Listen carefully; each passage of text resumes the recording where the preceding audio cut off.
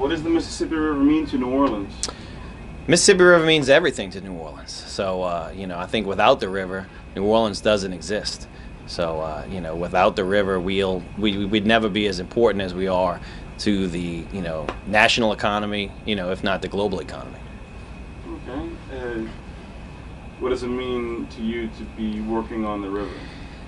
You know, there's a certain responsibility and a bit of a, you know, pride that goes, you know, with working, you know, on the river. You know, myself working for the railroad, being a part of bringing, you know, the things that, you know, the people across the country need, you know, being a part of something that moves America, you know, means a lot. If you can describe New Orleans in one word, what would that word be? I'd say exciting. So, you know, it's ever changing, you know, from Katrina to now and before, you know, and looking forward to the future. You know, I think New Orleans history, you know, will never be completely written.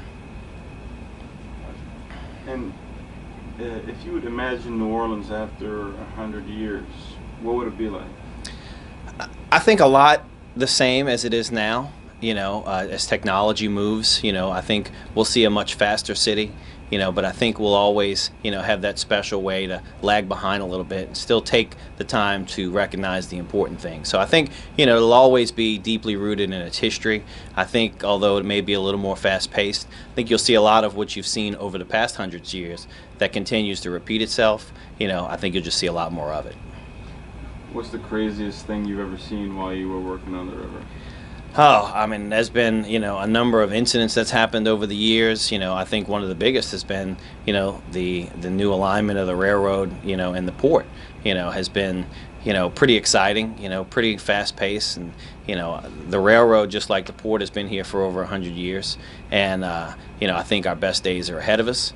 But, you know, that's pretty exciting stuff. I mean, that's, you know, taking an entity that's been here for 110 years now, you know, and realigning it with its partner that it was created to serve is pretty exciting, and I'm looking forward to the future. So what's changed? What does that mean for everybody else? Day to day, I don't think anything's really changed. You could call it, I guess, maybe that honeymoon phase.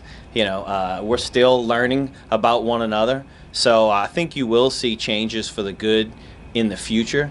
I don't think that there's been quite enough time lapsed since the February 1st realignment, but I mean, I think there will be positive changes coming in the near future, but I think it's too soon to tell or really, you know, to see anything tangible just yet. We're still learning, you know, how one another operates, you know, the uniqueness of one another's businesses and how to harness, you know, that collaboration, that collaborative effort, you know, and to spin up new economies, you know, new business modes, new, you know, transportation modes, as we can, you know, continue to work with one another and, you know, capitalize on one another's successes.